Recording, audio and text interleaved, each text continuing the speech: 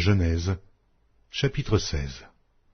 Saraï, femme d'Abram, ne lui avait point donné d'enfant. Elle avait une servante égyptienne nommée Agar.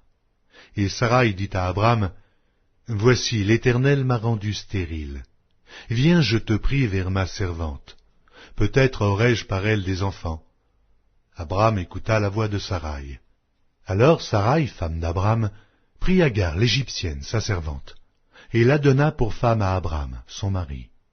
Après qu'Abram eut habité 10 années dans le pays de Canaan, il alla vers Agar et elle devint enceinte. Quand elle se vit enceinte, elle regarda sa maîtresse avec mépris. Et Saraï dit à Abram, « L'outrage qui m'est fait retombe sur toi. J'ai mis ma servante dans ton sein, et, quand elle a vu qu'elle était enceinte, elle m'a regardé avec mépris. Que l'Éternel soit juge entre moi et toi. » Abram répondit à Saraï, « Voici, ta servante est en ton pouvoir. Agis à son égard comme tu le trouveras bon. » Alors Saraï la maltraita, et Agar s'enfuit loin d'elle. L'ange de l'Éternel la trouva près d'une source d'eau dans le désert, près de la source qui est sur le chemin de Chour.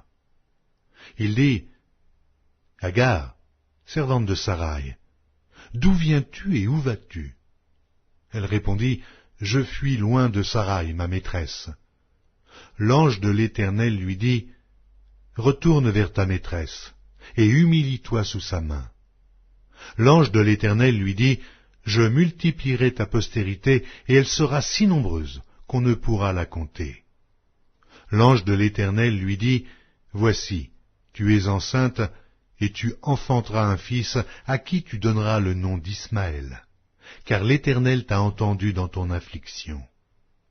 Il sera comme un âne sauvage, sa main sera contre tous, et la main de tous sera contre lui, et il habitera en face de tous ses frères. » Elle appela Ata El-Roy, le nom de l'Éternel qui lui avait parlé, car il dit, « Ai-je rien vu ici, après qu'il m'a vu ?» C'est pourquoi l'on a appelé ce puits le puits de Lachaïroï. Il est entre Kadès et Bared. Agar enfanta un fils à Abram, et Abram donna le nom d'Ismaël au fils qu'Agar lui enfanta.